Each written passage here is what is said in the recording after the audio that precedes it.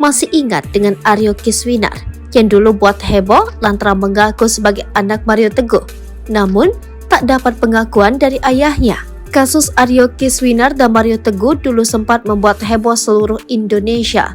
Saat itu, Mario Teguh tengah berada di puncak karirnya sebagai motivator.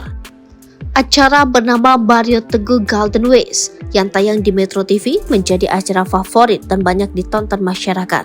Namun, kepopuleran Mario Teguh langsung hilang seketika ketika kisahnya dengan Aryo Kiswinar terungkap ke media.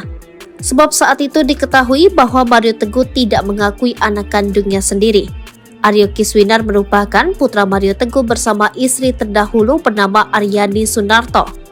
Kemunculan Aryo Kiswinar sukses membuat heboh satu Indonesia gegara mengaku sebagai anak motivator. Namun, pengakuan Aryo Kiswinar tersebut malah mendapat protes dari sang ayah. Aryo Kiswinar saat itu tiba-tiba muncul dan mengaku sebagai anak kandung Mario Teguh. Namun sayangnya, sang motivator justru menolak pengakuan Aryo Kiswinar hingga kemudian tes DNA yang membuktikannya.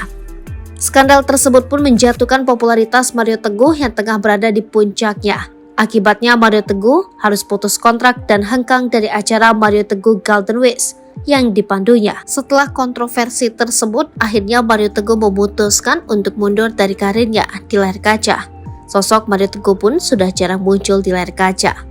Untuk membuktikan kalau keduanya merupakan ayah dan anak kandung, Mario Teguh dan Aryo Kiswinar pun akhirnya melakukan tes DNA. Mengutip Tribun News pada 25 November 2019, hasil tes DNA menunjukkan fakta hubungan darah keduanya.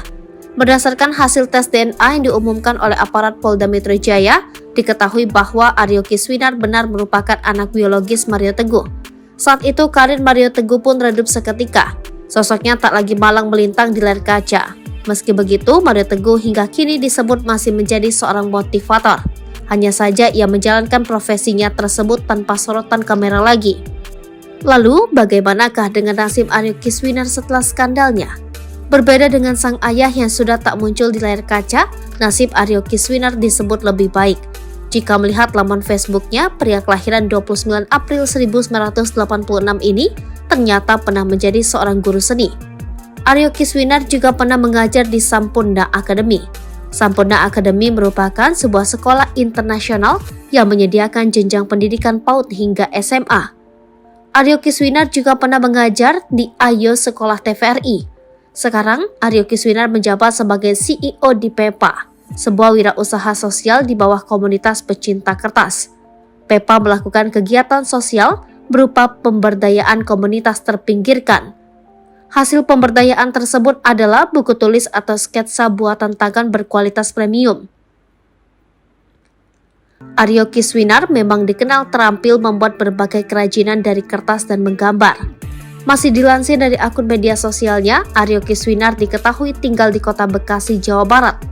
Ia hanya sesekali mengunggah kegiatannya di media sosial.